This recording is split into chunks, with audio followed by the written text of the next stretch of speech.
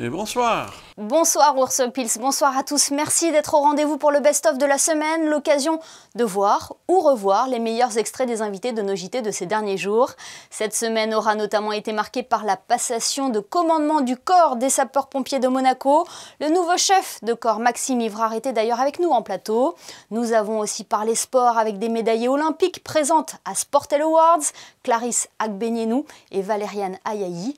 Histoire, environnement, musique ont également été à l'ordre du jour. Sans plus attendre, voici le best-of de la semaine. Il est monté par Sébastien Mésadri. Beaucoup d'émotions, beaucoup de fierté de se retrouver dans ce lieu, je dirais, mythique qu'est la cour d'honneur du Palais, avec le prince, la princesse Caroline, toutes les autorités monégasques, ma famille, mes amis.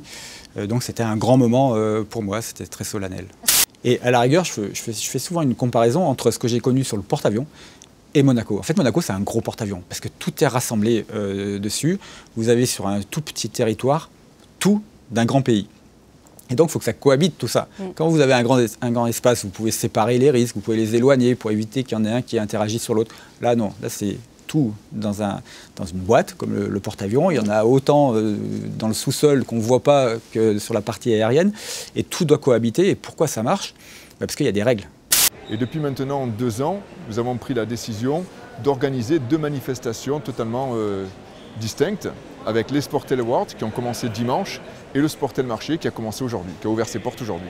On organise des événements publics qui permettent aux sportifs, notamment français et européens, de pouvoir se présenter au public et de pouvoir participer à des activités presse et de ce fait promouvoir leur image.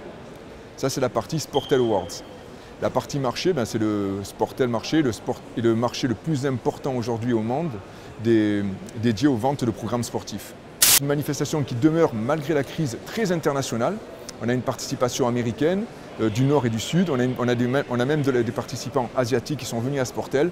Donc on peut dire qu'on n'est pas un retour complet à la normale, bien entendu. Par contre, on est sur la bonne voie et on espère en 2022 retrouver le niveau de 2019, voire même le dépasser. En tout cas, c'est l'objectif que l'on va se fixer. Maintenant, avec la nouvelle situation de la pandémie et du point avec les problèmes d'avoir des artistes du monde entier, comme il le fallait, nous avons pris la décision de mettre le grand festival et New Generation ensemble. Et donc, il y aura dans les spectacles quelques numéros de New Generation aussi. Mais je tiens à préciser que ces numéros de New Generation, ils sont exécutés par des artistes jeunes, mais 19 ans, 20 ans, 21, alors adultes en principe. C'est la crème de la crème.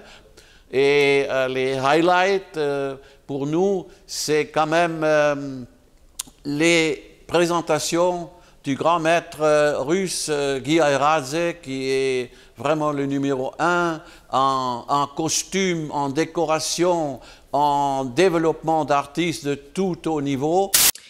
En réalité, l'impératrice était avant tout une femme capable d'avoir ses opinions et qui ne s'interdisait pas de les partager.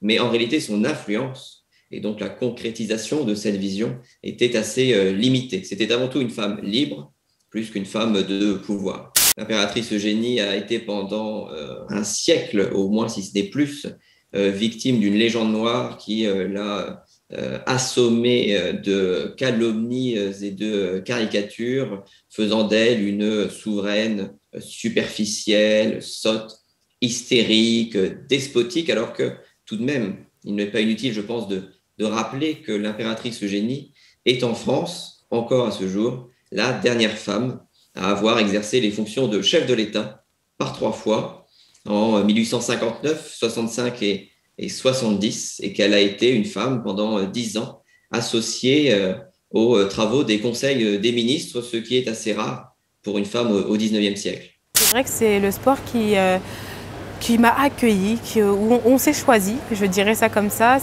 Quand j'étais plus jeune, j'avais beaucoup d'énergie, je faisais beaucoup de sport. Et la directrice de mon école a demandé à mes parents de m'inscrire à un sport de combat parce que j'avais trop d'énergie et qu'ils n'arrivaient pas à me canaliser. J'avais vu un petit peu de judo à l'école, on en avait fait un peu. J'ai dit à mes parents, ah, j'ai bien aimé, j'aimerais bien m'inscrire. Et voilà, je suis tombée amoureuse de ce sport. Je suis une grande prématurée avec mon frère jumeau. Et je me suis battue pour vivre. Et je pense qu'à chaque fois, je dis c'est mon talent, le fait d'avoir survécu, d'avoir ressuscité. Ça me permet au quotidien de me battre pour des choses qui en valent la peine et qui m'animent. Donc j'ai représenté Monaco, on était 2 délégués par pays. Et ça m'a permis de rencontrer énormément de délégués venant de différents pays et de différentes cultures. Donc, c'était très, très enrichissant. Et ça m'a permis aussi de rencontrer plusieurs personnalités du monde diplomatique et politique. Donc, c'était très, très enrichissant pour moi. Alors, le message principal des jeunes, c'était vraiment que l'action doit être prise et que des mesures contraignantes doivent être prises par les États. Parce qu'au niveau, en matière environnementale, les mesures sont souvent, n'ont pas vraiment de valeur juridique. Enfin, ils ont une valeur juridique, mais ne sont pas contraignants. Donc, c'est vraiment le véritable problème au niveau international en matière environnementale. J'espère que cette fois-ci, ça va faire avancer les choses, mais en général, comme les documents, les accords qui sont pris ne sont pas contraignants, ça n'a pas vraiment d'impact sur le monde international. Humainement, ça m'a apporté énormément The Voice pour le coup. J'ai beaucoup plus confiance en moi maintenant.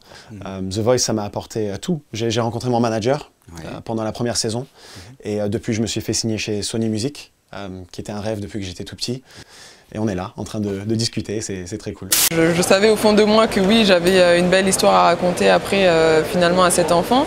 Mais la compétition a pris le dessus et étant très compétitrice, j'avais à cœur d'aller chercher une médaille et c'est ce qu'on a réussi à faire.